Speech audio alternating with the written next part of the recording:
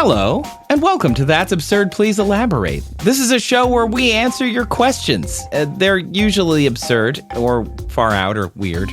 And then we try and do some science research, or desktop research, or, just figure it out with an educated guess if there's no real answer to it. And then we tell each other about it. And you. I'm Trace Dominguez. I'm a science communicator, and I'm here with my buddy, Julian Huguet. Hello.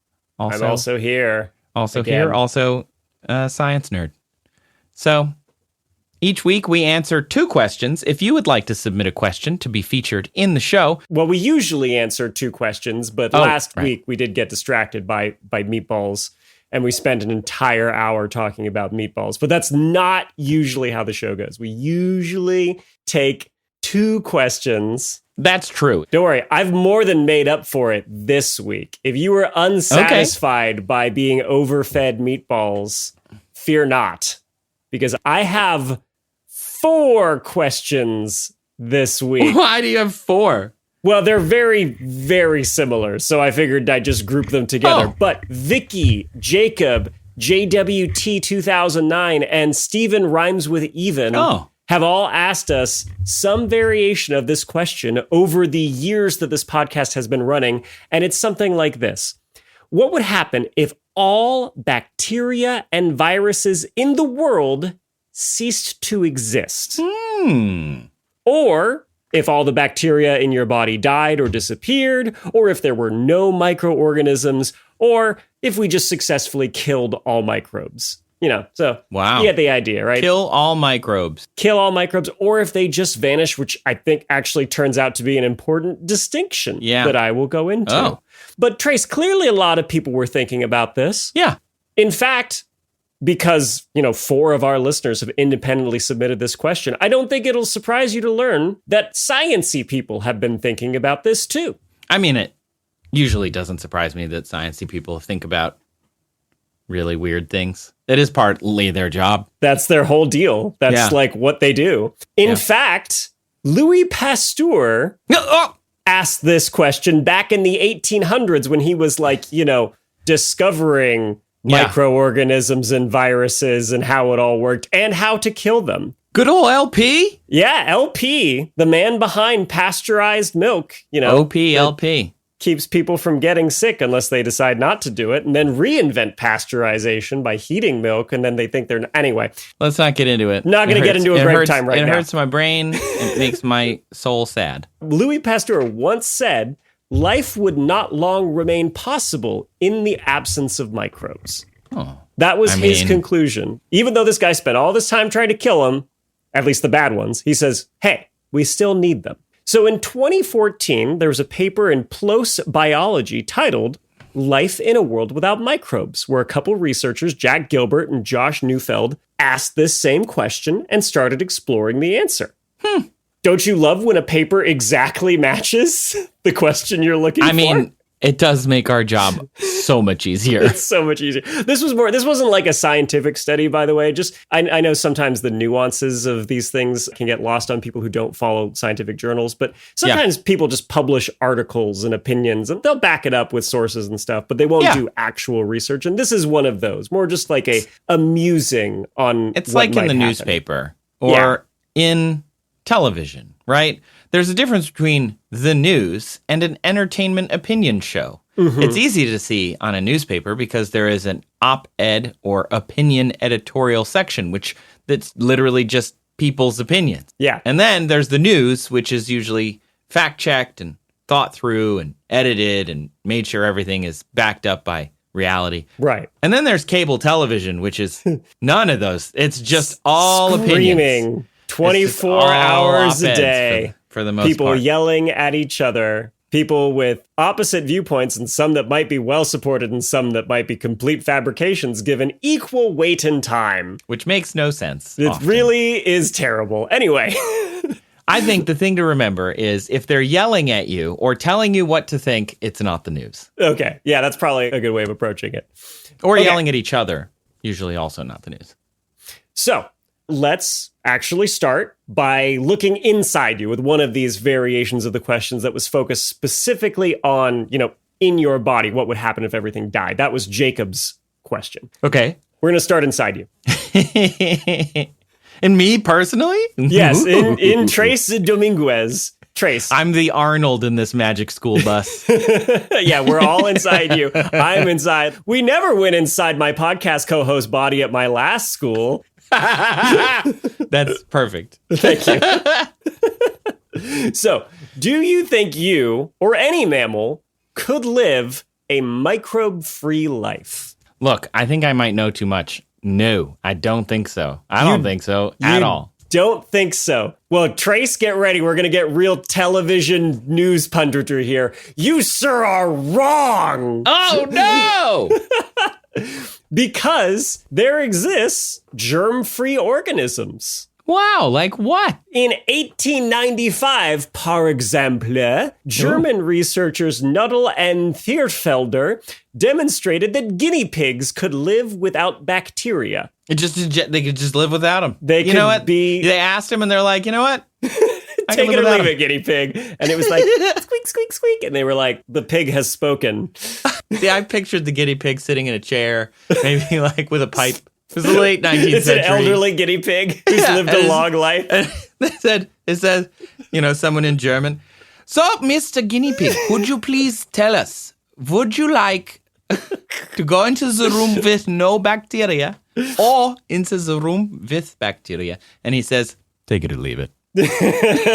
They're guinea pigs, indifferent to microorganisms. No, but not just like a sterile environment. They bred guinea pigs that had no like gut bacteria inside them. Yeah, that's cool. And they created a new field of study called notobiology because you could know, it's GNO.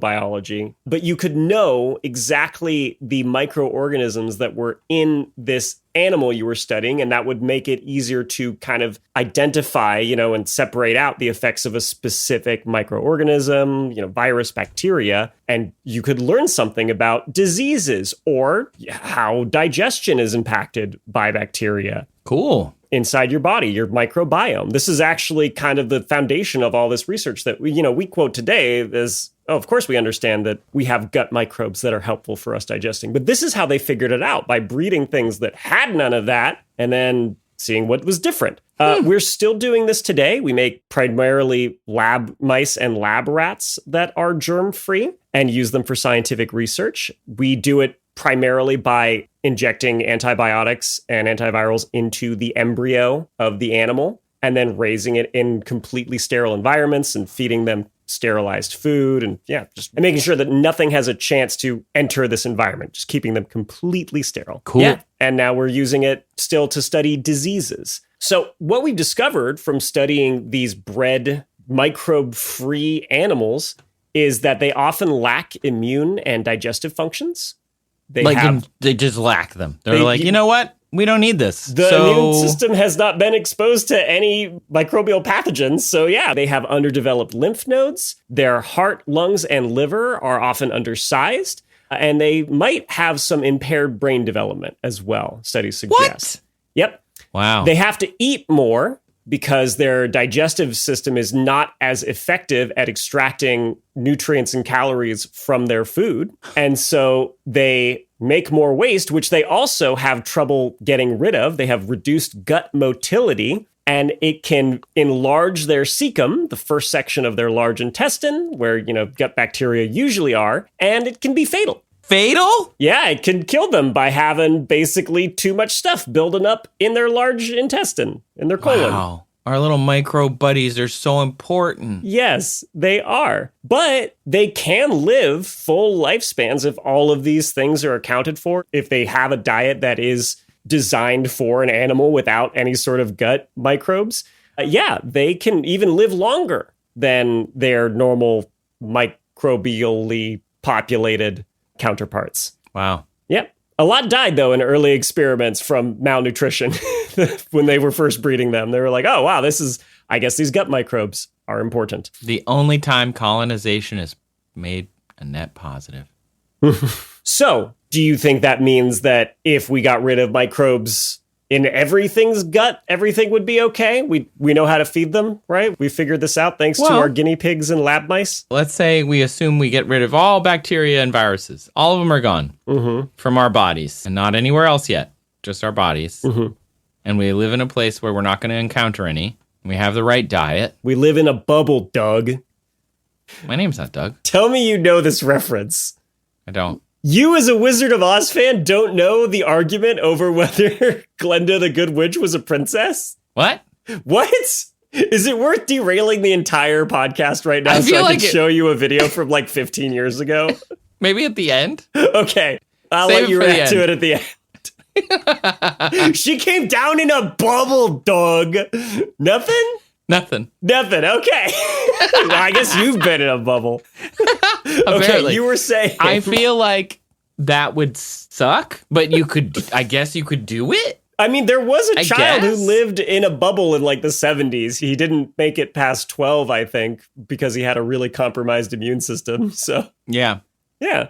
You could try living in a bubble. Probably won't last forever. With the right diet and the right care and all of this other stuff. Could everyone everywhere do it? No, but I can't imagine anybody would be able to do that. But unless we got rid of them in the environment as well. There are also some species, though, that have adapted to become very dependent on the microbes in their digestive system. I'm thinking in particular ruminants, cows, sheep, animals that have a special chamber of their stomach filled with bacteria that break down like plant material that's normally very tough for us to break down.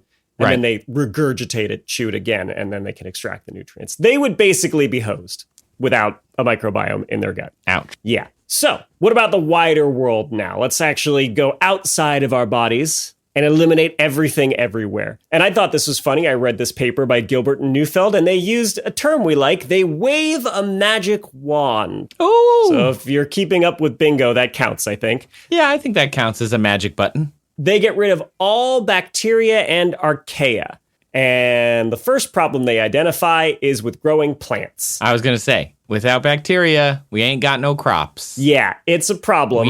We in trouble. Because we in trouble big. Plants need nitrogen, right? I mean, we all need nitrogen to some extent to build our DNA and for other, purposes. Right. And it's tough to get out of the atmosphere because nitrogen in the atmosphere is a triple bonded diatomic molecule. It's really tough to break those 3 bonds, but bacteria in the soil do it. They make it available to plants through this process called nitrogen fixation, and then we can get it downstream. So Gilbert and Neufeld estimated that within a year, with no intervention, photosynthesis could cease when the plants use up all the nitrogen in the soil. We would have to use artificial fertilizer to save us, which would be extracting nitrogen from the atmosphere. And they think that we would deplete all the atmospheric nitrogen eventually, but it would buy us a lot of time. And then we might have to move to the coasts eventually because nitrogen would be accumulating in water and in fish. And so all life would basically become coastal dwelling. You wouldn't be able to live in the center of a landmass. Ugh. That would be bad. Oxygen-producing bacteria in oceans make up the majority of Earth's oxygen. But even if this magic wand spared eukaryotic phytoplankton, more than half of them rely on vitamin B12 synthesized by bacteria. Yeah, so that's bad for them. If we could keep the plants alive with fertilizer, we might be able to maintain about 50% of our current atmospheric oxygen levels.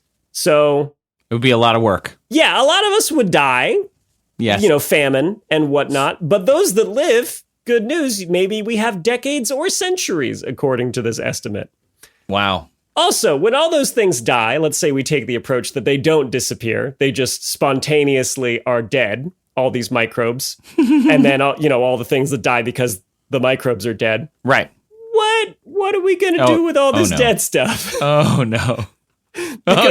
Because yes, we think of, like vultures and flies and all these like larger organisms breaking things down. But there are a lot of microscopic organisms that are important parts of the decomposition processes. And if they're gone, they won't be able to contribute and decomposition won't fully happen for all this dead stuff. Oh, not to mention all the masses of dead bacteria like inside your gut that you'll have to get rid of. You'll probably poop yourself a lot.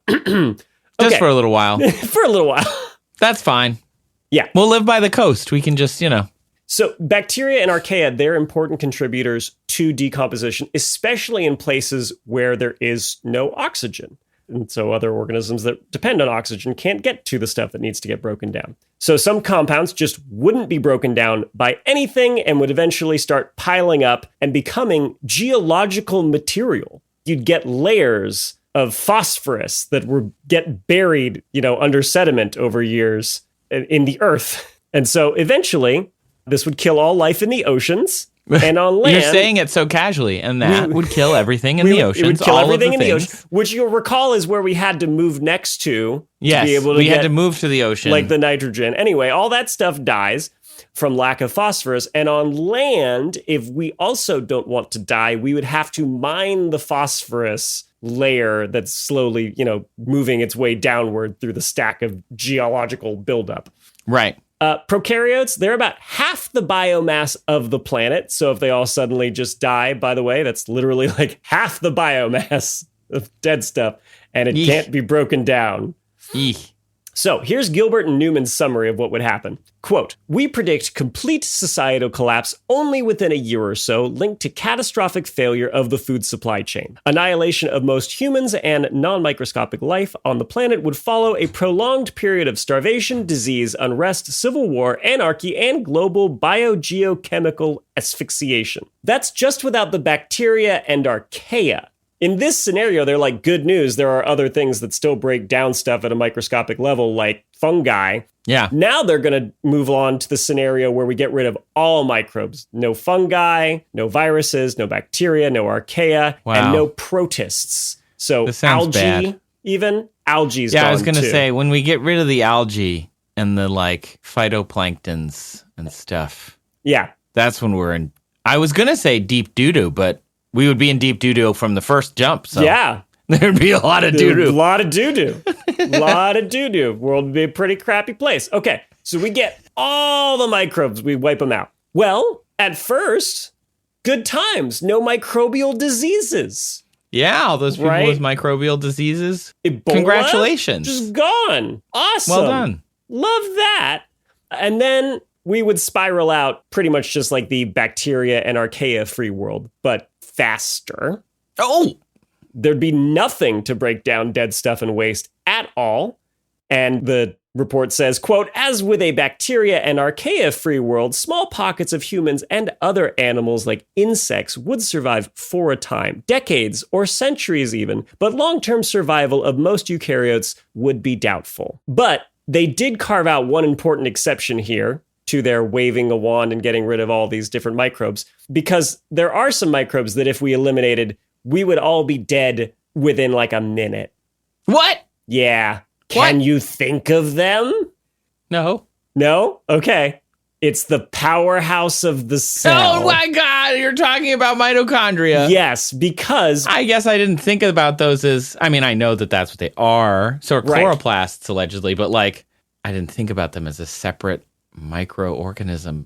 Well, so for those listening who might be confused as to why, right? Because this is a thing in our cells. Why would this be targeted by our magic wand? Well, there's a lot of evidence that mitochondria and chloroplasts, which are the things in plants that have chlorophyll and let photosynthesis happen and let the plants generate energy, these things used to be their own separate organisms. And we think that because they have a double phospholipid bilayer around them, which suggests that they had their own at first and then our own cells kind of wrapped around them and took them in. And we're like, hey, buddy, I'll give you a nice place to stay if you give me copious amounts of energy. Yeah, that would be great. Thank you. Yeah, these things, they also have their own DNA, right? You might have heard of mitochondrial DNA. Exactly. So that is different from the rest of the DNA in our cells and stored inside the mitochondria. So for these reasons, we think they were once their own microbial organisms. And if we're not careful when we're waving that magic wand around or snapping the wishing willow, the one wish willow. The monkey's paw, The monkey's paw, yeah. We would not be able to generate sufficient energy to run all the cells in our body. We would exhaust the existing energy we have within probably under a minute, and everybody would just die. But everybody. To the 4 question askers, Vicky, Jacob, JWT, and Stephen Rhymes with Even, if you have the opportunity to eliminate all microbes for whatever reason, you find a genie, I don't know, just be really, really careful with your wording, okay? Yeah. If everybody, or just don't. Yeah, don't do that. Think of it as a better thing. Like, what are you trying to solve? Like an ice cream party for all your friends. That seems like a nice wish. That sounds nice. Doesn't it? I would attend if they invited me. That sounds great. Also, how could that go wrong, right? What's the monkey's paw going to do to ruin the ice cream party with all your friends? We just have to rewind to the Cloudy with a Chance of Meatballs episode. Oh, yeah, that's true. I guess it could do that. I guess it could cover the earth. And okay, yeah. Okay, think very carefully when you get the monkey's paw. That's all I'm saying. This feels like a Project Hail Mary movie where all the bacteria that do nitrogen fixing and stuff, they all disappear, and we have to set out to go to the moon to pick up the poop bags from the astronauts in the 1960s, bring them back and cultivate all that bacteria because it was outside of the... Oh, I love it. The reach monkey's paw. I would read a story about this. That's kind of interstellar, though. Like, they were dealing with a crop blight on Earth, and they had to go to a black hole for some reason to fix it. Right. I don't remember the details exactly. Project Mary. No, that doesn't work. Yeah, that works. Journey to the crap hole. Let's take a break. And we'll come back. And we'll come back with, well, a space story, because I have a space story. Oh, boy.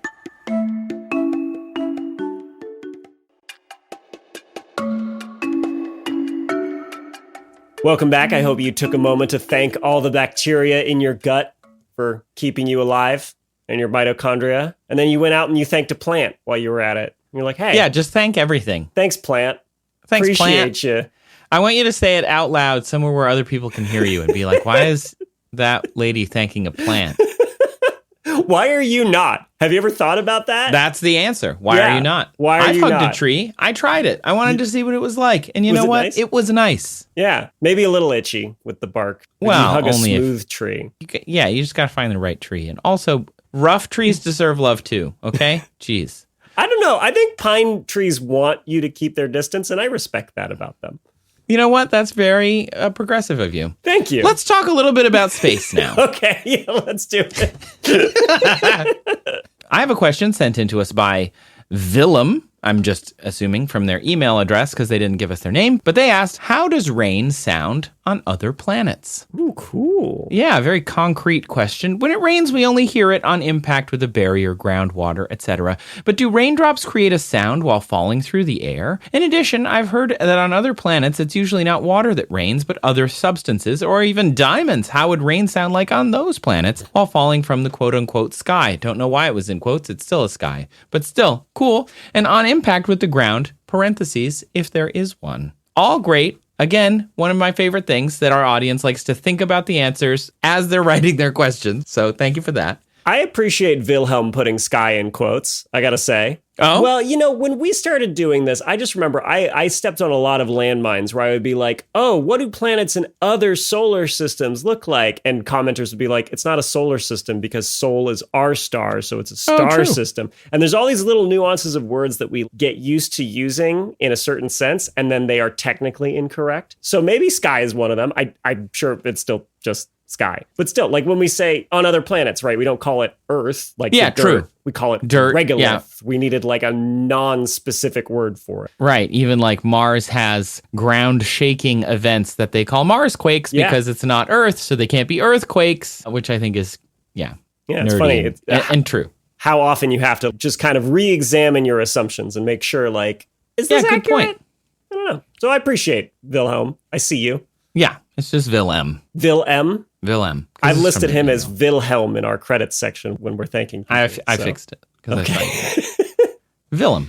Wilhelm. I wanted to call somebody Wilhelm. But this isn't really absurd, per se. But I couldn't stop thinking about the sub-question that it gave to me, which is like, is rain strange?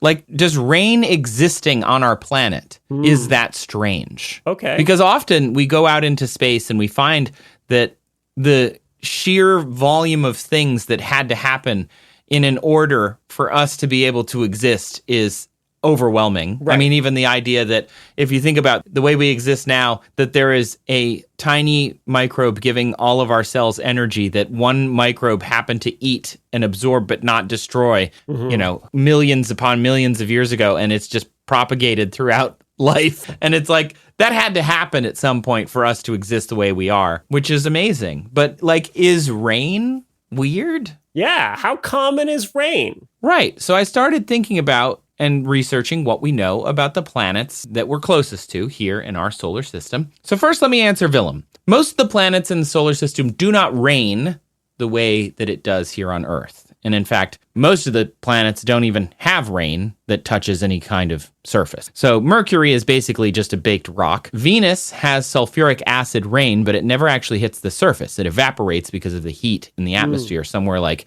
20 miles or, 18 and a half miles, about 30 kilometers above the surface of the planet. Earth, we know all about that one. Complex weather, rain, sky electricity, spinny wind, slappy wind, crunchy wind, freezy wind. All sorts of wind. Who are you going for in the Stanley Cup Finals? Oh, the slappy winds, the Carolina slappy winds. Are you in the slappy winds or the crunchy winds? I think freezy wind is probably going to take it. Oh, yeah. Then there's Mars, no rain, a rarefied, i.e., thin atmosphere, but also dust storms and clouds, but not enough moisture to have rain. And then we move out to the gas giants, mostly made of hydrogen and helium, the same as well if you zoom out everything, but what we would probably say is the same as the sun. Jupiter, let me just quote Astronomy Now's Keith Cooper, 10,000 to 13,000 kilometers into the upper cloud deck of hydrogen gas, the temperature reaches 5,000 degrees Celsius, and the pressure reaches 2 million times Earth's surface pressure. The hydrogen becomes an electrically conducting liquid called metallic hydrogen. We get helium rain, which begins to enter the misty clouds of fine drops that grow larger with depth. The helium rain falls through this ocean of liquid hydrogen the same way oil refuses to mix with water. And then on Jupiter, also neon dissolves into the helium raindrops. And eventually the helium and neon make their way to a potentially rocky, we don't know, core squeezed under immense pressures, creating exotic materials that we don't know what it would even be. It's just too much. It's just too insane for us to be like, well, I don't know. Here's our best guess. So rain on Jupiter is essentially what it looks like to watch a lava lamp, but at 5,000 degrees Celsius. Yeah, you'd be crushed and boiled at the same time. But it'd be cool looking. It'd be cool. Then there's Saturn, similar to Jupiter, crazy in atmospheric rains of helium, they think. But because the rings of Saturn contain water molecules, this was cool. I actually didn't know this. The University of Leicester, England has a paper that says water from the rings rain onto the upper atmosphere of Saturn. Oh, that's cool. Right? Have you heard this before? No. I'd never heard this. So essentially, Saturn's atmosphere gets charged up by the solar wind. You're going to love this. Charged particles then give Saturn aurora, right? And they charge up the atmosphere, giving it, essentially polarizing it. And then we used a telescope to check for light emitting from the atmosphere, specifically about triatomic hydrogen. They were looking to see if that was there, if there was a glow of that from the charge in the atmosphere. And what they found instead were these dark bands that corresponded roughly to where the rings are and then gaps where there weren't rings. And they were like, well, what could be causing that? And it turns out water particles from the rings were attracted to the ionosphere because it was charged, and they were, as they said, quenching it, falling from the rings into the planet because of the charged particles in the ionosphere, and they were quenching the charge, causing these dark bands where Saturn wasn't charged, which is cool. And this was then confirmed by Cassini in 2018. That is the coolest thing I've ever heard. It's so cool. That's so sci-fi. Like, the rings amazing. Are overhead. Here comes the ring rain. Yeah. Like, that's awesome. Yes. Here's a quote from the paper. Quote, the rain is mostly composed of molecular hydrogen, but also contain lots of icy water, as well as carbon compounds like butane and propane. The ring will be depleted of its material in 100,000 years because 22,000 pounds or 10,000 kilos move from the D ring to the planet every second. That was my next question, was obviously, like, if it's not being restored, then the rings are going to go away. eventually or shrink substantially, and how long would they last? And you said 100,000 years? Yeah, a blink of an eye. That is not that long. You are seeing Saturn in its like glow up, like has a ring on it era. How lucky are you? Go thank Jupiter right now. Once you're done thanking that plant. 10,000 kilos per second. That's insane. Dropping, like falling into the planet is a lot. And so there was a write-up about it, and it was like, this isn't really rain as much as just like a deluge of particles constantly falling into the planet. Oh, that's so cool. Which is just so cool. Okay, so it does rain, one could argue, on Saturn, but it's doing so in an upper atmosphere, and it's not hitting any surfaces, so it's not going to really sound like anything. Then there's Uranus and Neptune. We don't know a lot about Uranus and Neptune. We really only saw them directly in Voyager 2, otherwise it's through telescopes, but they think that it's raining diamonds. This is a common pop sci kind of thing when they're talking about raining diamonds, but the math and logic hold even if we haven't proven it. Basically, Uranus and Neptune are made of hydrogen, helium, ammonia, methane, and water. And the deeper into the planet you go, just like with any of the other gas giants, the more pressure and the hotter it gets. They think that Neptune has a slushy ice, ammonia, water layer and then a rocky iron core.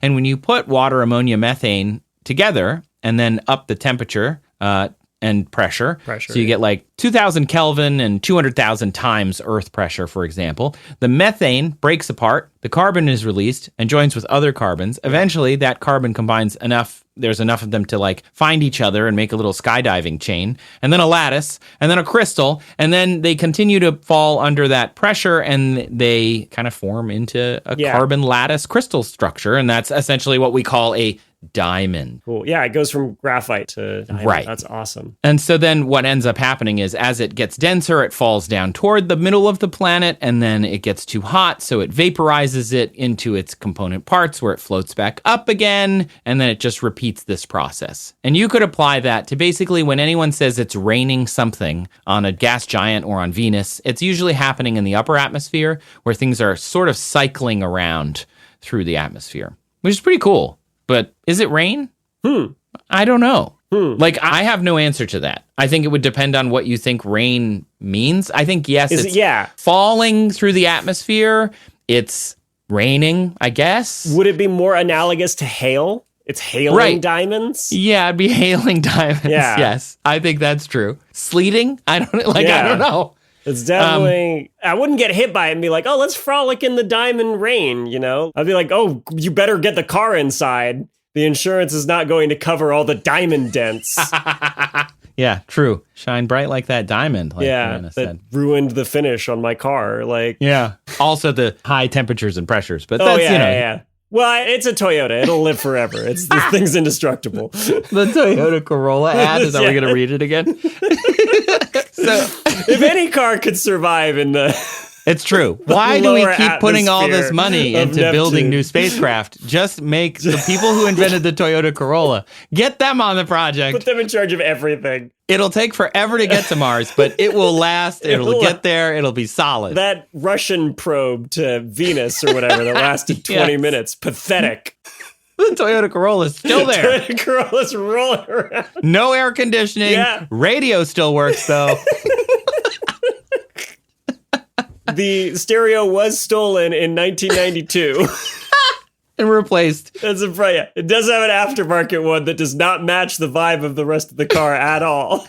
One of the ones with the blue lights that... Oh, yeah. So much, for no reason at all. It's not like you're looking at it. Anyway, we're having a moment distracting. Here. So let's move outside of our solar system now. So without being able to directly observe a planet, we still can understand the spectra of it, you know, what is following the light all the way to us, essentially. And outside of the solar system, we're guessing based on the limited knowledge of that place about the math and the chemistry that we know. And so right now, the exoplanets we know of are mostly large planets, hot Jupiters, they call them. They're either super Earths or hot Jupiters. And the reason they're so big is not because that's the only type of planet out there. It's because we can easily see them, because if you think about it like a skip it, or like two people holding a rope and spinning in a circle, the bigger they are, the more you have to both wobble to find a common center of gravity. And so we found a lot of super Earths. We found a lot of hot Jupiters. A couple mid Jupiters.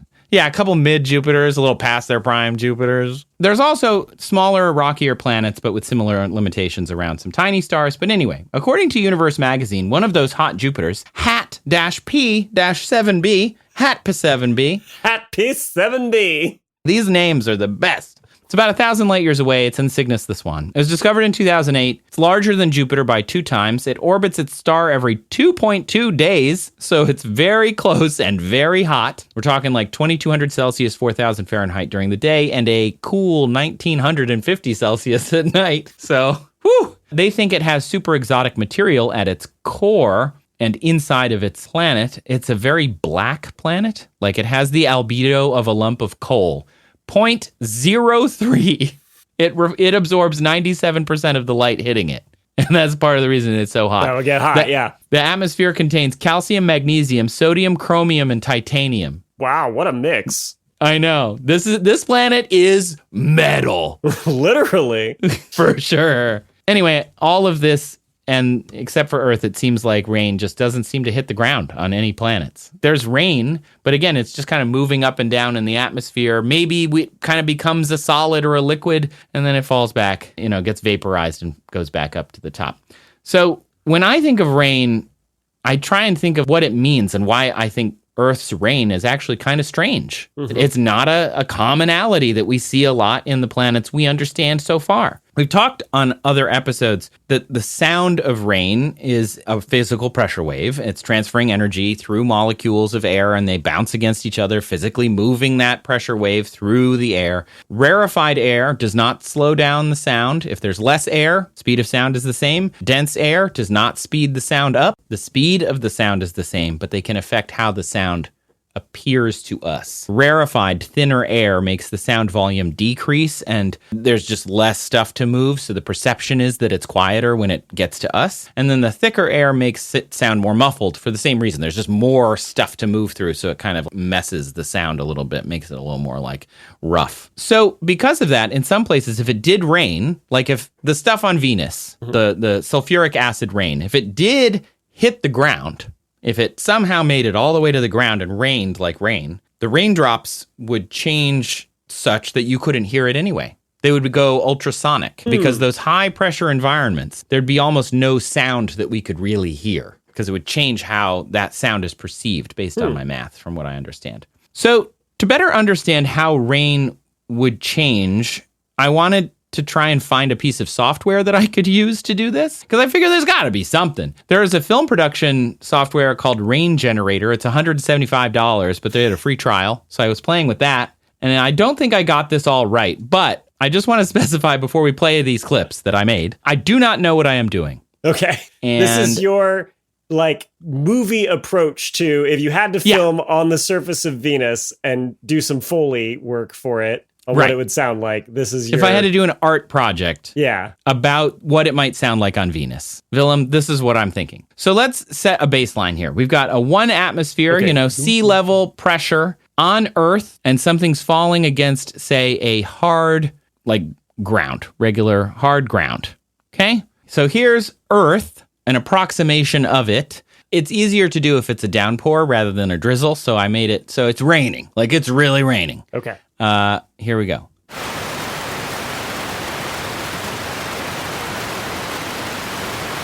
It's a bit crunchy. We're under a tin roof in this one, but yeah. Yeah, there's a little, I think the thing it's hitting is probably more metallic than sand. I'm thinking you're standing on your porch or whatever.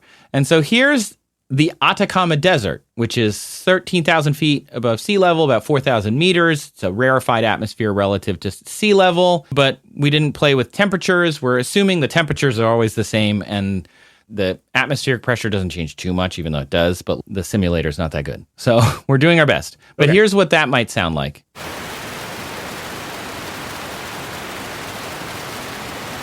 That's the Atacama. So this is, again, at the exact same rain level, going back and forth between sea level and the Atacama. I see. Okay.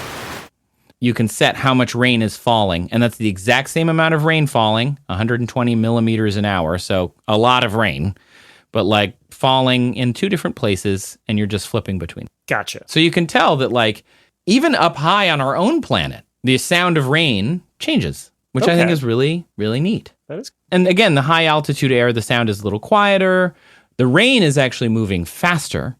It's hitting the ground a little harder because there's less air in the way, so its terminal velocity is a little higher. Makes sense. But it's a lower pitch by a little bit. It's hard to tell, but it is. And then it's much quieter just because there's less air. Okay. And all of this is based on math. I found a couple papers that helped here. Sounding liquids, automatic sound synthesis from fluid simulation. NASA has a few simulators that are just talking about like air hitting water and why drizzle that hits a lake would have sound at all. And what actually is happening is the rain creates these little air bubbles that then disappear. So it's really bubble physics, which is awesome. Bubble physics is really interesting. So the bottom line is we can only really guess about what rain would sound like floating up and down in the upper atmosphere in these highly pressurized planets.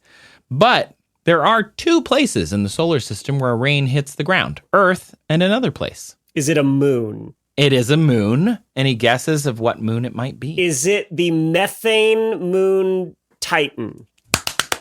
Yes! Yes! I love your brain! Yeah, I love your brain.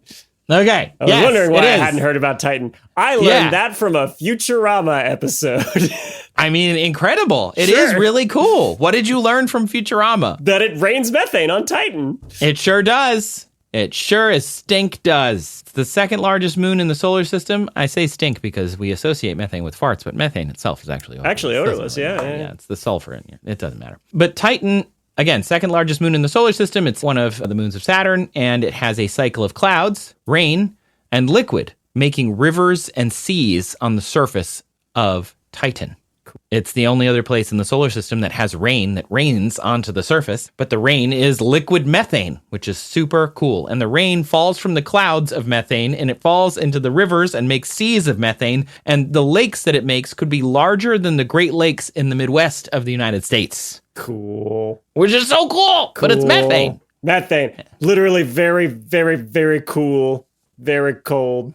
Do you want to hear it? Yeah. And I'm going to preface, it doesn't sound that different, but I will play us and then I will play Titan again. This is about 21 millimeters per hour. So significantly less rain than what we were hearing before.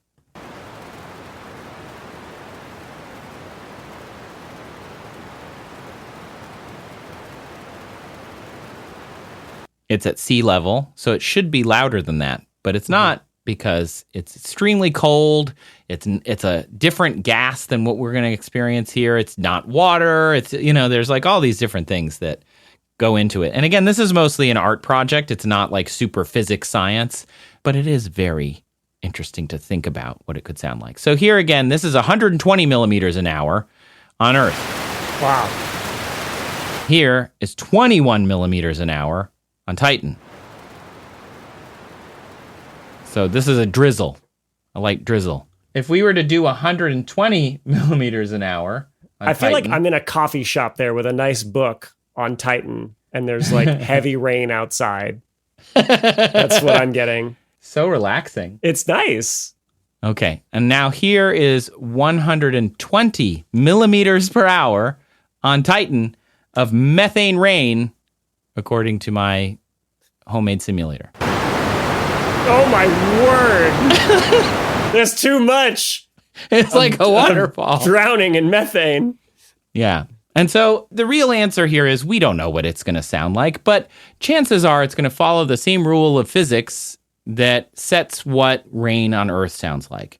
And those come down to fluid dynamics, terminal velocities, which means, what it's traveling through, what it hits. If it hits something hard versus soft, it's going to sound different. We all know this when we walk around when it's raining. The sound of rain on grass versus trees versus a sidewalk or a road or the beach or a puddle, all of that makes different noises. And so saying the sound of rain, there is no one sound. And some of that doesn't even exist on other planets. So it's really just hitting, an organic surface. Now, I set up the simulator and I was like, look, what if we could fly through the clouds of Venus, fly through the clouds of Neptune, and run into those diamond rains? And what the heck? What about HAT P7b? Can we do that?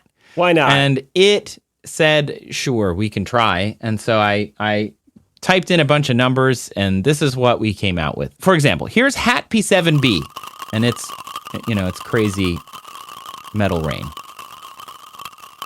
hitting a metal surface. And I'm like, okay, sounds like a rain stick. Yeah, right? And here's the Neptune rain, and that was only 15 millimeters an hour, by the way. Very light drizzle. Here's the Neptune rain. Very similar. And then here's Venus's crystal rain at the same level. A little different.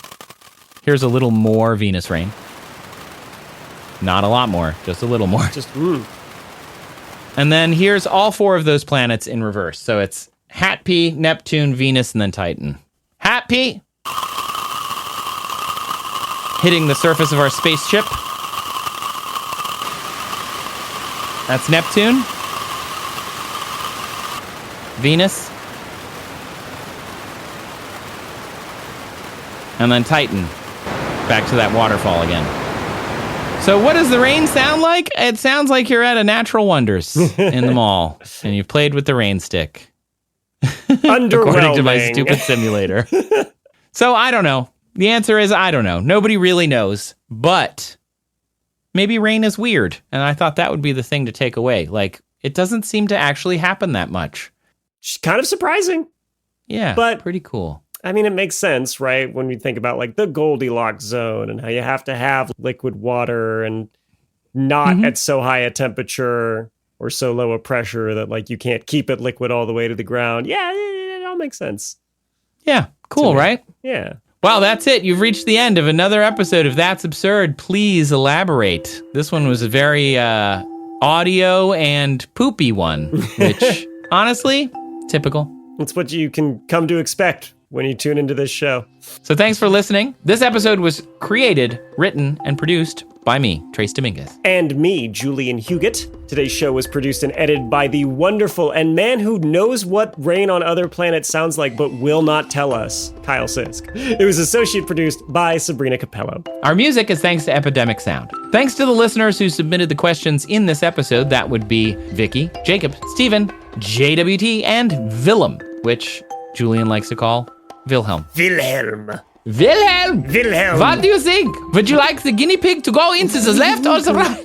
If you just want to submit a question, look for the form down in the show notes. It's easy to find, or you can email us at hello@that'sabsurdshow.com. Visit our website, that'sabsurdshow.com/ask, or call us on the telephone. That's 302-TAPE-SHOW, and leave us a voicemail that we can play here on the show with your question. Thanks to the absurd administrators who are on our Patreon that keep the show going, make the show possible, help us do cool things like we're going to go to Open Sauce and it's going to be amazing. We're hopefully going to do some more live shows. If you want us to do a live show at your college, university, local, whatever, municipality, let us know. You can email us at that same email address. But let's thank our absurd administrators, Adam, Les, Austin, Jonathan, Dan, Sabrina, Balky, formerly known as The Brain, Hannah, Apothecarian, Christina, Atomic Straw, Brian, Shane, Metric Ton of Batcat, Poochu, who just upgraded recently, and Connor, who's brand new.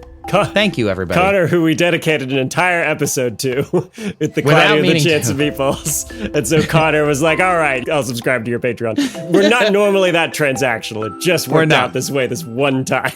It sure did. Thank you again to our Patreon supporters, all of you at all tiers, though. We appreciate you. Patreon supporters get to vote on questions featured in the episode. Trace is going to do one next week that the patrons selected. So if you want to get in on, picking what the show actually is, more than just submitting questions, head on over to patreon.com/that'sabsurdshow to sign up and vote and participate some more. Oh, and bingo's there too. If you want to see clips from the show and share them with your networks, you can find us at That's Absurd Show anywhere, on YouTube, on TikTok, on Instagram. And Sabrina makes sure that we look like idiots while we are doing this show and puts out all our social media. She's really great at it. The one about Cloudy with a Chance of Meatballs was hilarious. And I love that she commented as herself and then also as the show and then as herself again and had a whole conversations in the comment section. Sabrina's the main character. I love it very much. And a special thanks to those listening over on Nebula. Nebula listeners get access to ad-free versions of episodes. They support us and other great independent creators. Trace, what are independent creators on Nebula that you like? I really like Low Spec Gamer, my friend Alex. He takes video games and plays them on low spec machines, which I think is very funny. I have not seen this yet. Tier Zoo is always fun.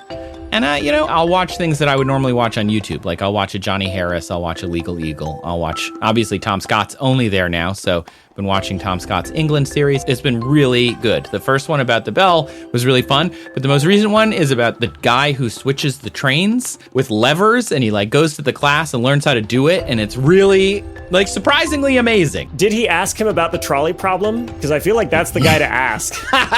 You know what? He didn't. If you were in this scenario, why didn't you ask the trolley switching man about the trolley problem? I think he was just happy to be there. Do they train you for that? Has it come up in training? No, there are blocks, and then in each block is only one train, ideally. So the levers physically won't let you pull them if there's certain safety systems, and it's a mechanical computer. The whole video is really good. This is why engineers design train tracks and not philosophers. Yeah. If you want to join Nebula, this whole thing has been us saying Nebula is cool. So if you want to join, go to go.nebula.tv/that'sabsurd show. You can support our show by joining, and you get a discount on an annual membership. It's pretty affordable. But anyway, what do we say at the end of every episode, Julian?